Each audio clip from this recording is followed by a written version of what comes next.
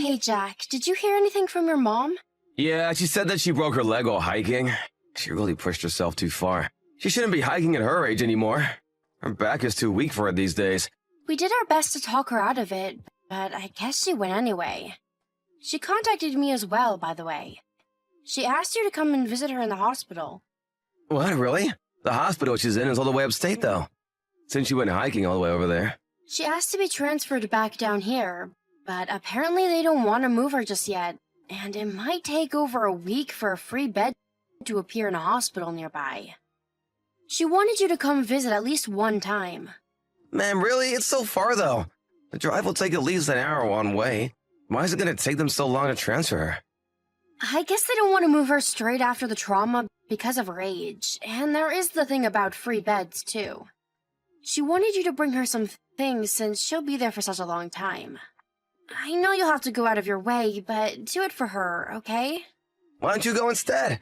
I'm really busy at the moment. I don't have time to be wasting driving all the way there. Besides, aren't women more suited to things like this anyway? I think it would be way better for you to go instead of me. I'm busy with work too, you know. And it's your mom. You shouldn't make me responsible for things like these. She might be my mom, but she's also your mother-in-law. She even lives with us. Don't you feel any sense of familial responsibility towards her? Yeah, but you know how she treats me all the time, don't you? And as for her living with us, that just happened out of nowhere. I wasn't even consulted about it. Don't start complaining about that now. You agreed to it in the end, too. That's true, but she doesn't help around the house at all. It's just more work for me. You told me that she would do her best to not make more work. And she promised that she would do her part around the house. She's getting old, Tanya. It's hard for her to do much each day. Then what about you? You could help me out with no problems. I also work, you know. I'm not at home all day. But I'm way busier at work than you are. Don't compare your office work to mine. You've got it easy in comparison. That's why I make more money than you. I'm the one bringing home the bacon, you know? Don't say it like that. Besides, even if you do make more than me, we'd struggle to keep afloat without both of our incomes. Especially with the way you and your mom spend money. Don't spout such nonsense. You barely bring in anything compared to me. So I'll leave you to bring those things to Mom. She seems to want you to be the one to visit, not me. Why not take some paid leave and drive up? That way you won't have to rush or try to fit it in on a work day. Then why don't you take yours and go? I used some recently to take your mom and a friend who was in town out for the day, remember? I can't just be using them all up like that. They might be more necessary later. But you still have a bunch left. So you can do it. Anyway, I need to head back to work. Oh, and I'll be home late again tonight. Wait, Jack. Just hold on a second. Don't put this on to me. This conversation isn't over. Jack! Jack, I have something to talk to you about, Amanda. Can you come back home early tonight? No, I can't. Just tell me what you want to talk about over text. It looks like she'll be in a wheelchair for the rest of her life. What? You know, she got checked out of the hospital and was given the clear to live at home. But it seems like she hasn't been going to the doctors for rehabilitation at all. And even when she was in the hospital, the doctor said all she did was complain and didn't listen to them. Can you talk to her about it? She should listen to you. Otherwise, she might really not be able to walk for the rest of her life. Well, that's fine, isn't it? She's the one who was saying that she is fine with being in a wheelchair. It's not fine. I asked my boss to reduce my shifts for a short time so that I could look after her until she got better. Are you telling me that I'm going to have to care for her like this from now on? What's wrong with that? You can just quit your job. Are you serious? You don't make that much money there anyway. It will be a better use of your time to look after my mom. You're not going to help me? And how exactly am I supposed to help? My company won't let me take shorter hours for that. But what about weekends and any time you have days off? You can look after her on those days. I'm going to be tired from working all week long. What, am I not allowed to have any days off, even at home? What about me? I don't get any time off with her. It's 24/7. I have to get up to help her go to the bathroom in the middle of the night. And she even keeps contacting me while I'm at work during the day. Then I come home and have to do all of the housework by myself. You need to help me out a bit more. I have lots of important work to do, so I can't. Just shut it and look after her. What happened to you? You've really changed ever since you started living with us. You used to listen to me and my opinions way more before. Now you won't take anything I say into consideration at all. What? Me? I haven't changed at all. I'm saying you have. You always come home late, and even on your days off, you're barely home. You never think of me at all. Did you message me just to give me a scolding? No, I didn't. That's not it. But I do want you to think more of the home and what's happening here, and not just work all the time. If things stay like this, I don't know if I can live with you anymore. What are you saying then? Are you threatening me with divorce? It's not a threat. I want you to realize that it could be a possibility if you push me too far. And what are you gonna do if we divorce, huh? Both of your parents have passed away. Who's gonna look after you? You won't have anywhere to go. I'll figure it out somehow. It's possibly because you always act like this to me that I might have changed. I come home tired from work, and what do? Start complaining that my mom did this or she did that. There's nowhere for me to take a break even at home. It's exactly the same for me, too. I told you not to lump us together. You're just doing odd jobs. You don't work properly. Don't ask me anymore about my mom. She's your responsibility. So you're not going to even talk to her about going to her rehabilitation program? Do you realize what will happen in that case? No, I don't. I'll leave that to you. That's your job. I didn't ask you what is my job or not. Next week, I'm meeting with the doctors at the hospital. You should come too. It's important. God, you're so stubborn. Don't bring this up again. Jack, have you seen my car keys? Did you take them by accident? Yeah, I have them. You won't be needing them anymore. What? Why? I'll be late to work without the car. I already called ahead to your work. What? About what? Just quit your job. I also took your bank cards. So don't even think about running away from me. What are you talking about? I told your work that you won't be coming in anymore. You're gonna look after my mom full time from now on. You did what? You told them that I quit? Yeah, exactly. Now that I'm the only one bringing in money, you better listen to what I say. You're being serious. All of my bank cards are gone from my wallet. It's not like you had that much money on your accounts anyway. You really were working for peanuts. There's no way you can survive without me. Make sure you listen to what I tell you now. Peanuts? You think that what's on those accounts is all that I was making? Well, I guess you did a pretty good job managing to save that much from such a low salary. It's not like I had freedom to save all of my pay. It's been going to our expenses too. So what? Even then, it doesn't hold a candle to how much I make in comparison. Listen up! From now on, your one job is to look after my mother. Don't leave the house without my permission. I've already decided this is how it's gonna be, so don't even think of complaining or refusing. Oi, Tanya, I just got a credit card bill of over $2,000. What the hell is this? That's how much you and your mom spent. It's the same every month. There's no way that's the case. I have always put in $1,500 for rent on the bills. We've always managed to get by on that. I told you that I had been making up the difference from my own pay. You weren't even making enough to make up the difference. We need another $2,000. Otherwise, we won't be able to pay. There's still a bunch of things to pay off this month, too. I told you all of this before. You and your mom spend money so wastefully. Have a careful look at the bank statement. All of it was the two of you. I just checked it. I never thought that you were spending this much. I've shown you your receipts countless times, though. I guess you didn't pay any attention at all.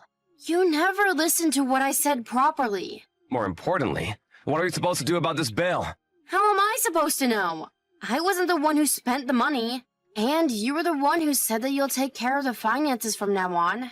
You made me quit my job, and now I'm always at home. I know. We can take it from your savings. You had over $500 in there. That'll cover it. Let's do that this month to settle everything. Fine, whatever. I'll get that money back from you in the settlement anyway. What? What settlement are you talking about? The divorce settlement. The two of us are done. Are you being serious about that? You're gonna divorce me while having no job or money of your own. What's wrong with that? You won't be able to survive on your own. That's not your problem. Not like you actually care anyway. It's clear that you have no feelings of love for me anymore anyway. That's not true. I already know, Jack, that you've been cheating on me. What?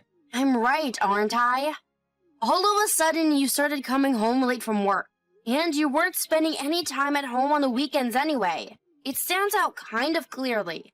Those things don't mean that I was cheating. With my mom in the house, I just didn't want to be around all the time, so I started to leave on weekends.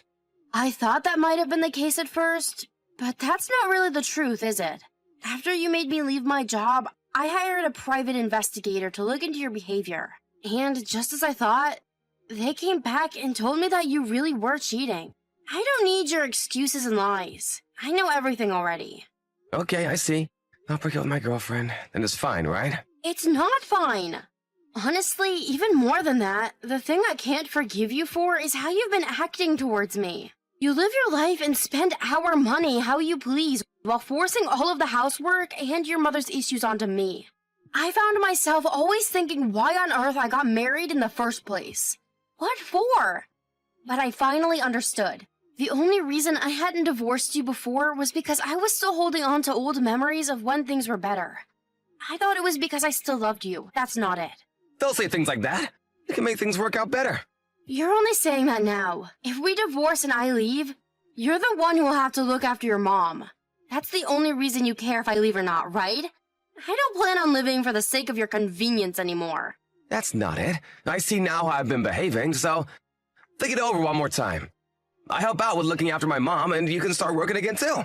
Oh, so now you want me to work because you realized how tight finances are? You really are just using me for your own gain. I'm not! I can't believe anything you say anymore. That's why I'm leaving. It doesn't matter how much you apologize to me. I'll be going for a big settlement in court, too. A settlement? But I'm telling you that there's not a lot of money. You can get a loan to pay me then, or pay it in installments. I don't care. You can sell your car, too. Is there no way to avoid the divorce? No. We can do this the easy way or the hard way. If you try to avoid the divorce, we'll have to do it through arbitration. But if you sign the divorce papers by the end of today, I won't go after your money in court. How am I even supposed to pay off this credit card bill, though? Why don't you ask your mom to help you out? It seems as though she has savings of her own. You can pay the card off with that and bring things to an end. You're right, I'll do it like that. I'll sign the papers today, too. But could you do me a favor, even if only for a bit? Could you keep looking after Mom for me? I need some time to sort things out regarding her. In that case, the situation changes. I'll see you in court. Wait, no! Just for a few days more! Come on, you've just told me that you want to get a divorce. Isn't it fine to negotiate a little? Just give me a little time to sort things out properly. Did you ever compromise or negotiate with me? No. You always chose things one-sidedly. You forced your mother onto me, even went ahead and called my job and told them that I quit. You made all of these decisions without compromises or even listening to what I wanted. Look, I'm sorry. I thought it wouldn't hurt to ask. I'm not your wife anymore. We're not family. Don't try to burden strangers with your mother and her problems. I'm sorry. I know I'm in the wrong. I really have been horrible. I know that. I'm divorcing you because I have finally opened my eyes to that. Listen here. You're going to sign the papers by the end of the day. If you don't, like I said before, I'm going to go after you in court. Understand? If so, don't bring up the divorce again or try to stop me. This is what I've decided. I won't accept any complaints or refusal. That evening, Jack returned home from work and meekly signed the divorce papers and gave me back the cards he had taken from me. I withdrew about half of what I had and gave it to him before leaving the house forever.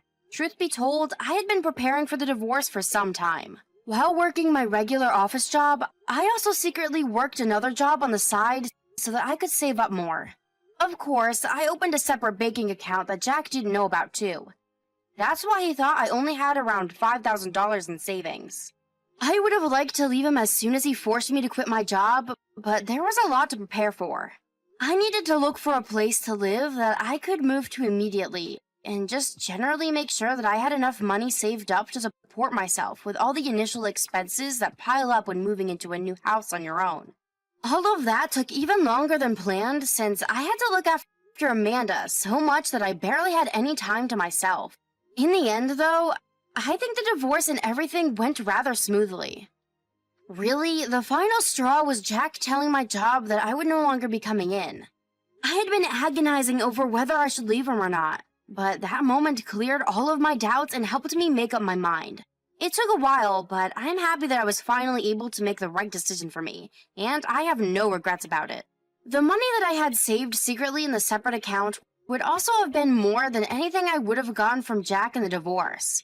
So I'm glad that I was able to leave him smoothly without his finding out about my secret account. Jack has contacted me a few times since the divorce. He has his hands full trying to work full-time while also looking after his selfish mom. He has asked me to help him out with looking after her again. It goes without saying that I refuse categorically. Later on, I also heard that Jack and the girlfriend who he was cheating on me with had a big fight and broke up. He could no longer spend all the time and money on her that he had before since I was no longer around to allow it. Apparently, Jack and his mom's finances are also kind of lacking, which leads to a lot of arguments between the two of them. It's only a matter of time before Amanda's savings run out too, and then they'll be in real trouble. I don't know what will come of them, but I doubt it'll be anything good. Of course, we are no longer married or have anything to do with each other. We're back to being strangers, so I couldn't care less about what happens to either of them. I have supported them long enough. From now on, I'm going to focus more on myself and do what makes me happy. I've also gotten a new job, so with that, I can have total financial freedom and enjoy my life to the fullest.